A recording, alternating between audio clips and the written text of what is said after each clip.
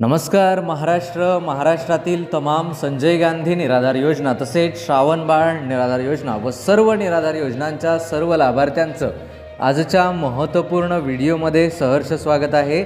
आज आपण अत्यंत महत्त्वाची माहिती जी आहे तर ती जाणून घेणार आहोत। त्यामुळे जर आपल्यापैकी कोणी चॅनलवरती नवीन असेल तर चॅनलला सबस्क्राईब करायला विसरू नका। 30 जूनपर्यंत आपल्याला काही महत्त्वाची कामे करावी लागणार आहे। ती कामे न केल्यास आपले अनुदान जे आहे तर ते थांबवले जाऊ शकते। होय, तुम्ही बरोबर ऐकलेलं आहे। 30 जूनपर्यंत काही महत्त्वाची कामं जी आहे तर ती करणे आवश्यक आहे। कुठली कामे आहेत, काय आहेत, त्याचबरोबर तुम्ही विचारलेल्या सर्व प्रश्नांची उत्तरे आज आपण जाणून घेणार आहोत। तर बघा, 30 जूनपर्यंत याआधी देखील मी तुम्हाला सांगितलेलं आहे, तरी देखील लाभार्थ्यांकडून वारंवार प्रश्न विचारले जातात, परंतु प्रश्नांची उत्तरे आपण देतच असतो आणि जी महत्त्वाची माहिती आहे ती देखील तुम्हाला व्हिडिओच्या सुरुवातीला देत असतो। त्याप्रमाणे बघा, 30 जून ही तारीख जी आहे तर ती आता आपण स्वतःसाठी एक लिमिटेशन्स घालून घेऊया। आज जवळजवळ 8, 9 ते 10 जून आपण पकडून चालूया। 8 जून आहे आज, तर 30 जूनपर्यंत म्हणजे अजून 20 दिवस आपल्याकडे बाकी आहेत। तर बघा, तुम्हाला अनुदान कधी येणार आहे? ज्यांना अनुदान जूनचे आलेले नाही, दिव्यांग लोकांना अनुदान जूनचे आलेले आहे, ज्यांना आलेले नाही तर त्यांना अनुदान कधी येणार आहे याची माहिती तर आपण सांगितलेलीच आहे। तसंच आज सोमवार आहे, आज परत माहिती घेऊन उद्याला किंवा परवाला ती माहिती तर तुमच्यापर्यंत येईल। पण 30 जूनपर्यंत आपल्याला पहिलं काम करायचं आहे, तुमचं जे हयातीचा दाखला आहे तर तो तुम्हाला काढून घेणे आवश्यक आहे। ठीक आहे, जरी ऑफिशियल तारीख डिक्लेअर झाली नसली तरी याआधी पण तुम्ही बघितलं असेल की तुम्हाला हयातीचा दाखला हा 30 जूनच्या आत द्यावा लागायचं। त्याचबरोबर उत्पन्नाचे प्रमाणपत्र ज्या कॅटेगरीला, म्हणजे ज्या लाभार्थ्यांना कॅटेगरीला उत्पन्नाचे प्रमाणपत्र द्यावं लागतं त्या लाभार्थ्यांनी मात्र ते देखील काढणं अपेक्षित आहे। ठीक आहे, आणि इतर लाभार्थ्यांनी काय करावं? ज्यांना अनुदान आलेलं नाही त्यांनी त्यांचं passbook, KYC, DBT, NPCI link, OTP verification या सर्व गोष्टी बरोबर आहे का ते देखील चेक करणं गरजेचं आहे। ठीक आहे, त्यामुळे 30 तारखेपर्यंत तुम्ही ही जी कामं आहेत तर ती करून टाका आणि त्यानंतर तुम्हाला जे आहे तर ते अनुदान यायला उशीर होणार नाही। आता या महिन्याचे अनुदान कधी येणार त्याची माहिती तर आपण पुढे जाणून घेणारच आहोत, परंतु त्याआधी आपण काही प्रश्न घेऊया जी व्हॉट्सॲपवर आलेली आहेत। व्हॉट्सॲपवर अगदी लाभार्थी रात्री 12-1 पर्यंत देखील प्रश्न विचारतात। इतके मेसेजेस आहेत की खूप सारे हजारो मेसेजेस आहेत, परंतु प्रत्येकाचे प्रश्नाचं उत्तर इथे व्हिडिओमध्ये देता येत नाही, कारण व्हिडिओ खूप लहान होतो, मोठा व्हिडिओ होतो, त्याची साईज जी आहे तर ती खूप मोठी होते। त्याच्यामुळे आपण तुम्हाला काहीच लाभार्थ्यांचे इथे प्रश्न घेतो, बाकीच्यांना आपण डायरेक्टली थेट उत्तरे देण्याचा प्रयत्न करतो। तर आजचा पहिला प्रश्न आहे, हॅलो सर, विधवा महिलांना पण हप्ता मिळणार आहे का जूनचा? होय, निश्चितच विधवा महिलांना पण हप्ता मिळणार आहे। उमेश कांबळे यांच्या प्रोफाईलवरून यांनी प्रश्न विचारलेला आहे। तर विधवा महिलांना पण जूनचा हप्ता मिळणार आहे आणि त्याची तारीख आपण तुम्हाला पुढील व्हिडिओमध्ये सांगूया। संभाव्य तारीख याआधी आपण सांगितलेली आहे। ठीक आहे, चला आजचा पुढील जो प्रश्न आहे, हॅलो सर, माझे नाव मंगेश वानखेडे आहे, ओके, तालुका मलकापूर, जिल्हा बुलढाणा। सर, संजय गांधी निराधार योजनेचे 1500 रुपये कधी मिळणार आहे, असा त्यांचा प्रश्न आहे।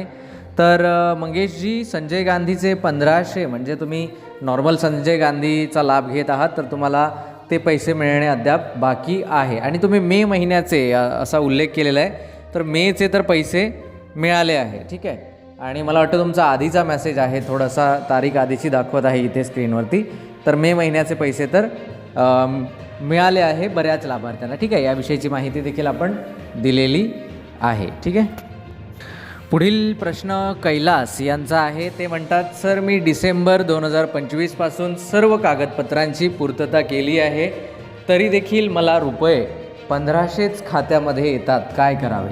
तर बघा, काही दिवसापूर्वी म्हणजे मागील 8 ते 10 महिन्यापूर्वीपासून आता 1500वरून 2500 रुपये दिव्यांगांना मिळणे सुरू झाले आणि तुम्हाला मिळत नाही आहे। तर त्यामागचे कारण असे आहे की तुम्ही कागदपत्र तर देत आहात, तुम्ही कागदपत्र तर सबमिट करत आहात, परंतु तुमचे कागदपत्र अपडेटच होत नाही आहे। कुठेतरी काहीतरी चूक झालेली आहे, तुमच्या डॉक्युमेंट्सवर असेल किंवा तुम्ही दिलेले डिटेल्स असेल किंवा काहीतरी छोटीशी चूक आहे आणि त्यामुळे तुमचे नाव अपडेट होत नाही आहे, जर तुम्ही दिव्यांग असाल आणि तुम्ही डॉक्युमेंट्स दिले असेल तर तुमचे नाव अपडेट न झाल्यामुळे तुम्हाला असा इश्यू येत आहे. ठीक आहे, इतर लाभार्थ्यांनी देखील लक्षात घ्या. ज्या लाभार्थ्यांना डॉक्युमेंट्स दिले आहे दिव्यांगांचे आणि तरी देखील 1500 रुपये येत आहेत, अशा लाभार्थ्यांनी लक्षात घ्यायचं आहे की काहीतरी चूक आहे. म्हणजे असं होणार नाही की मशीन किंवा एखादा कोणीतरी अधिकारी फक्त तुमचंच नाव काढून टाकेल, असं होईल का? अजिबात नाही. कुठेतरी आपलं चुकतं आहे, म्हणजे आपलं चुकतं आहे म्हणजे तुम्ही पण तुमच्याकडून चूक नाही केली, पण ती झालेली आहे कुठेतरी आणि त्यामुळे तुमचे जे डिटेल्स आहेत तर ते मॅच न झाल्यामुळे तुम्हाला दिव्यांग योजनेतून लाभ मिळत नाही आहे. साधा म्हणजे सर्वसाधारण बघायचं झालं साध्या भाषेत तर तुमचं जे काही डेटाबेस आहे तर तो पोर्टलवर अपलोड अद्याप झालेला नाही आणि त्यामुळे तुम्हाला 1500 रुपये येत आहे. ठीक आहे, तर यासाठी आपल्याला काही ना काही प्रयत्न करणे अपेक्षित आहे. ठीक आहे. आता पुढील प्रश्न जैन यांचा आहे. महत्त्वाचा प्रश्न आहे, लक्षात घ्या. ते म्हणतात 29 मे 2026 रोजी मला दिव्यांगांचे अनुदान मिळाले ₹2200. नेहमी मला ₹2500 मिळतात. यावेळेस मला असे रुपये का मिळाले? उर्वरित पैसे कधी येणार आहे? तर तुम्हाला 300 रुपये कमी मिळालेले आहेत. तर इतर देखील लाभार्थी असतीलच, त्यांनी देखील हे लक्षात घ्या.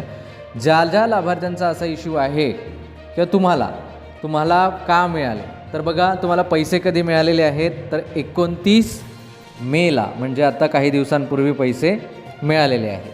आता एप्रिल महिना संपल्यानंतर मुख्य प्रक्रिया काय असते? आपले वर्ष कुठून सुरू होते तर 1 मे 2026 पासून तर 1 मे 2031, 30 एप्रिल 2026, 31 एप्रिल 2026 म्हणजे एप्रिलच्या लास्टपर्यंत आपण पकडून चालूया, तुमचे वर्ष पकडले जाते. ठीक आहे, तर यावेळेस काय होतं तर यावेळेस तुमचं जे काही असेल, बँकेचा जो काही व्यवहार असेल तर त्या व्यवहारामध्ये कुठेतरी तुमच्यावरती भुर्दंड लाभलेला आहे, म्हणजे तुम्हाला कुठेतरी पॅनल्टी लागलेली आहे.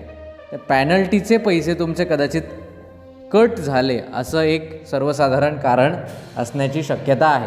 जर कोऑपरेटिव्ह बँक असेल, गावाकडली बँक असेल तर हे निश्चितच असं काहीतरी आहे, म्हणजे 300 रुपये कटले असावे. अन्यथा तुम्हाला कुठल्या तरी योजनेतून, शेतकरी सन्मान निधी असेल किंवा मग मी उदाहरण म्हणून सांगतो आहे, कुठून तरी वेगळ्या योजनेतून तुम्हाला पैसे जास्तीचे मिळाले असावे आणि त्या योजनेच्या शासन निर्णयामध्ये असा उल्लेख आहे की इतर योजनेचा लाभ घेत असल्यास सदर योजनेचा लाभ घेता येत नाही आणि तरी देखील तुम्हाला पैसे मिळाले दोन्ही योजनेचे, तर मग ते तुमचे 300 रुपये ॲटोमॅटिकली DBT प्रणालीवरून कमी होतात. म्हणजे आता सध्याला जे आहे तर ते हे अपडेट झालेलं आहे सर्व, त्याच्यामुळे या गोष्टी उघडकीस येतात आणि त्यामुळे तुमचे पैसे 300 रुपये कमी आलेले आहे. या पुढील महिन्यात देखील जर कमी आले तर आपल्याला बघावं लागेल आणि तुम्ही सांगा की आणखी कुठल्या योजनेचे तुम्हाला 200-300 रुपये आलेले आहेत का किंवा एक्स्ट्रा पैसे आलेले आहेत का, ते देखील कळवा. जर असं झालं नाही आणि पुढील महिन्यात योग्य पैसे आले तर मात्र तुमची बँकेची पॅनल्टी तुम्हाला लागली होती असं समजून चालायला काहीही हरकत नाही. ठीक आहे, तर आशा करतो तुम्हाला तुमच्या प्रश्नाचं उत्तर मिळालं असेल. तर बघा, अशा प्रकारे आणखी देखील बरीच प्रश्न माझ्यापुढे इथे शो होत आहेत. त्या सर्व प्रश्नांची उत्तरे जाणून घेण्याआधी जर आपल्या मनामध्ये काही प्रश्न किंवा शंका असतील तर तुम्ही आपल्याला व्हॉट्सॲप करू शकता. आपला व्हॉट्सॲप क्रमांक आहे 9423393761 या नंबरवर व्हॉट्सॲप करू शकता किंवा तुमच्या स्क्रीनवरती एक QR कोड दिसत असेल त्याला देखील तुम्ही स्कॅन करून तुमचा प्रश्न जो आहे तर तो विचारू शकता. ठीक आहे, अशा प्रकारे जे आहे तर ते बरीच प्रश्न आहेत, ज्या प्रश्नांची उत्तर आपण मला वाटतं पुढील व्हिडिओमध्ये जाणून घेऊया, कारण मला देखील इम्पॉर्टंट काम आलेलं आहे. त्यामुळे सायंकाळपर्यंत अधिक माहिती घेऊन किंवा उद्यापर्यंत जे आहे तर ते उर्वरित माहिती घेऊन आपण तुमच्यापर्यंत येणार आहोत. त्यामुळे कुठेही जाऊ नका, चॅनलवरती जुळलेले राहा. प्रश्न असतील तर ते नक्की विचारा. धन्यवाद, नमस्कार.